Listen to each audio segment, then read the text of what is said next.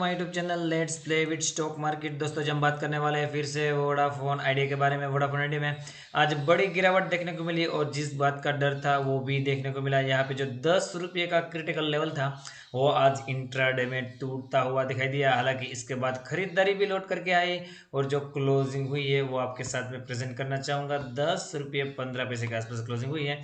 35 पैसे डाउन बंद हुआ है 3.33% की गिरावट के साथ। हालांकि यहाँ पे मार्केट में भी आज बहुत ज़्यादा उठक पटक थी, परंतु यहाँ पे वोडाफोन आइडिया की स्पेशली बात करूँ तो यहाँ पे 3 बड़ी खबरें थी जिसके चलते यहाँ पे प्रेशर की क्रिएट हुआ है। गवर्नमेंट की तरफ से यहाँ पे एक बहुत बड़ा ऐलान किया गया है जिसके चलते यहाँ पे मुझे लगता है प्रेशर बना हुआ है वोडाफोन आइडिया में।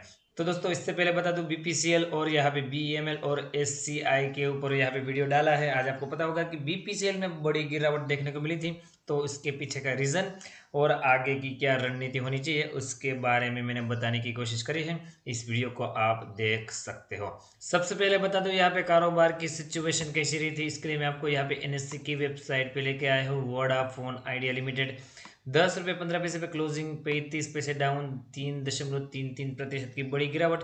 प्रीवियस क्लोजिंग की बात करें 10.5 रुपये था, ओपन होता है 10 रुपये 55 पैसे। हाई यहाँ पे 10 रुपये 65 पैसे का, लो 9 रुपये 90 पैसे का। मतलब जो 10 रुपये का एक साइकोलॉजिकल सपोर्ट था वो भी यहाँ पे टूटता हुआ आज इंट्राडे में देखने को मिला। और फाइनली एडजस्टेड क्लोजिंग प्राइस की बात करें 10 रुपये 10 पैसे। यहाँ पे क्वांटिटी की बात करें 25 करोड़ 89 लाख 20 हजार शेयर की ट्रेडिंग, जिसमें से बात करूँ 9 करोड़ 27 लाख 43 हजार शेयर की डिलीवरी।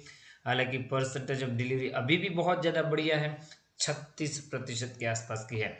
तो कारोबार तो हमेशा की तरह कोई भी यहाँ पे फीका नहीं पड़ा है, बहुत बढ़िया कारोबार की डिटेल देख रही है। 9.5 करोड़ शेयर के आसपास की डिलीवरी, परसेंटेज ऑफ डिलीवरी भी 36% है। तो कारोबार से तो यहाँ पे मुझे मजबूती के संकेत लग रही है। परंतु यहाँ पे जो न्यूज़ें आज काम कर रही थी गिरावट के पीछे उसको मैं बताने की कोशिश करूंगा।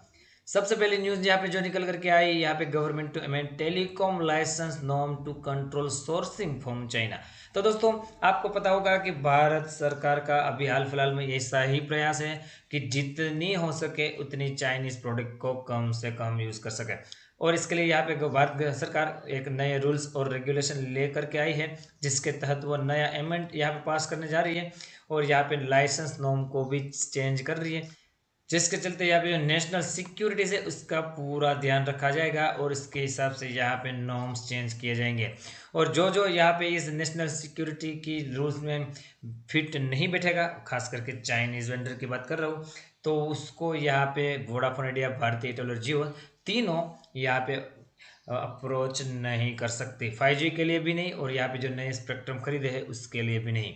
तो यहाँ पे ज़्यादा हाई चांस यही लग रहा है कि इन कंपनियों को, मतलब कि टेलीकॉम कंपनियों को यहाँ पे चाइनीज़ के अलावा दूसरे वेंडर्स को ढूंढना पड़ सकता है। और यहाँ पे दिक्कत ये है दोस्तों, अगर दूसरे वेंडर को अप्रोच किया तो आपको पता होगा कि चाइना सबसे ज़्यादा सस्ता होता है सभी चीज़ों में।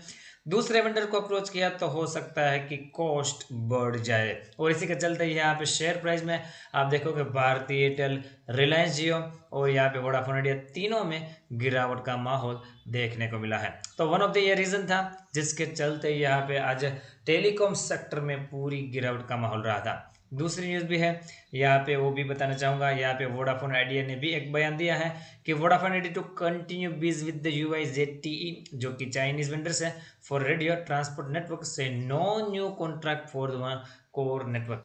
तो दोस्तों यहाँ पे वोडाफोन आइडिया के यहाँ पे सीनियर अधिकारी ने यहाँ पे ऐसा बोला है कि अभी जो हमारी फिलहाल की कंडीशन है, जो हमारा जो नेटवर्क है पुराने टाइप्स हैं वो UI और ZTE जो कि चाइनीज वेंडर्स हैं उसके साथ कंटिन्यू करेगी। परंतु 5G का जो न्यू आएगा नेटवर्क उसके लिए जो इक्विपमेंट चाहिए या तो फिर अभी जो स्पेक्ट्रम खरीदा है उसके लिए जो चीज़ें चाहिए उसके लिए वो अभी इन दोनों को अप्रोच नहीं करेंगी, क्योंकि यहाँ पे भारत सरकार का यही फैसला है। तो यहाँ पे इस कंपनियों को, मैं बात कर रहा हूँ वोडाफोन आइडिया, भारती एयरटेल और जियो, तीनों को इसको मानना ही पड़ेगा, चाहे कॉस्ट ज़्यादा लगे चाहे कॉस्ट कम लगे। तो यहाँ पे पूरा भारत सरकार का समर्थन कम करती हुई वोडाफोन आइडिया दिखाई दे रही है। तो ये सेकंड खबर थी। अभी थर्ड खबर के ऊपर भी आपको लेकर जाना चाहूँगा। यहाँ पे आपको सज्जन दिखाई दे रहे हैं, UI के सीईओ है उसका यहाँ पे बयान निकल करके आ रहा है। U I confident of getting new business from Airtel Vodafone Idea India CEO David Lee. तो दोस्तों इंडिया की जो ब्रांच है उसके सीईओ डेविड ली, जो कि मैंने आपको अभी फोटो दिखाई, वो अभी भी ऐसा मान रहे हैं कि यूआई अभी भी कॉन्फिडेंट है भारतीय एयरटेल और वोडाफोन आइडिया के पास से न्यू बिजनेस लेने के लिए। हालांकि उनको पता है कि नेशनल सिक्योरिटीज का कंसर्न है, तो उसके लिए यहाँ पे उन्होंने बयान दिया है। Lee said UI is willing to partner with the Indian vendor for 5G equipment. तो वो अभी भी और नया बिजनेस की उम्मीद कर रहे हैं यहाँ पे इन कंपनियों के द्वारा।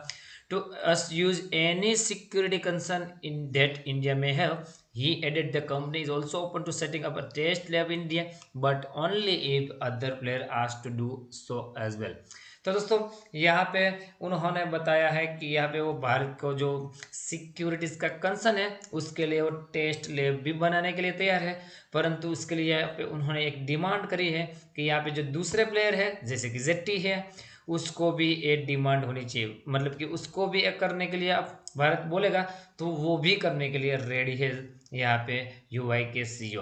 तो दोस्तों ये ऐसी मिक्सअप खबरें निकल करके आ रही है, आगे जा करके भारत सरकार के क्या डिसीजन ले निकल करके आता है। यहाँ पे जब ये अमेंड पास होगा, नया रूल्स और रेगुलेशन आएगा, तो हो सकता है अगर फेवरेबल आए तो तेजी वरना और गिरावट। तो दोस्तों आपको ये सब ध्यान रखना है, इन चीज़ों को वॉच आउट करना है, क्योंकि ये सब चीज़ें चालू मार्केट में ही आएगी। तो अभी मैं आपको सीधा चार्ट पे लेके जाना चाहूँगा, और कल के लिए, कल यानी कि एक्सपायरी है, आपको पता होगा कि बुधवार को यहाँ पे एक्सपायरी है, गुरुवार को मार्केट में छुट्टी है, हॉलीडे है, तो कल के लिए लेवल टारगेट जान लेते हैं। यहाँ पे देखिए हालांकि लास्ट के हाफ एन आवर, एक घंटे की बात करें तो बाइंग भी लौट करके आई, पर इतनी ज़्यादा तेज़ी फिर भी नहीं दिखाई दी। तो यहाँ पे मैं बात करना चाहूँगा 10 रुपये 5 पैसे से लेकर अभी 10 रुपये 20 पैसे के बीच आपको कल नहीं ट्रेडिंग करनी है। ये जो लेवल लास्ट के हावर्स में था उसको तोड़ने देना है। अगर ये कल 10 रुपये 20 पैसे के ऊपर निकलने में कामयाब रहा तो दोस्तों 10 रुपये 35 पैसे और 10 रुपये 55 पैसे का लेवल फिर से आ सकते हैं। नीचे की तरफ बात करें 10 रुपये 5 पैसे टूटा तो आज का लो 9 रुपये 90 पैसे एज ए सपोर्ट के तौर पे काम करेगा, और वो टूटा तो 9 रुपये 75 पैसे के लेवल भी देखने को मिल सकते हैं।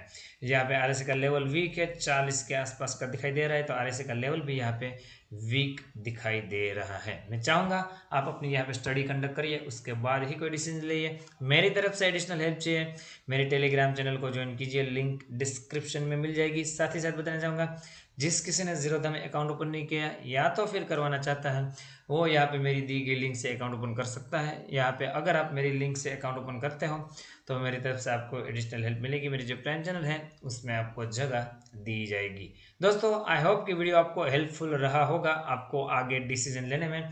तो आपको यहाँ पे चौकन्ना रहना है, क्योंकि वोडाफोन आइडिया में गिरावट का सिलसिला कंटिन्यू चला आ रहा है। मिलते हैं दोस्तों अगले वीडियो के साथ, तब तक के लिए thank you again for watching this video.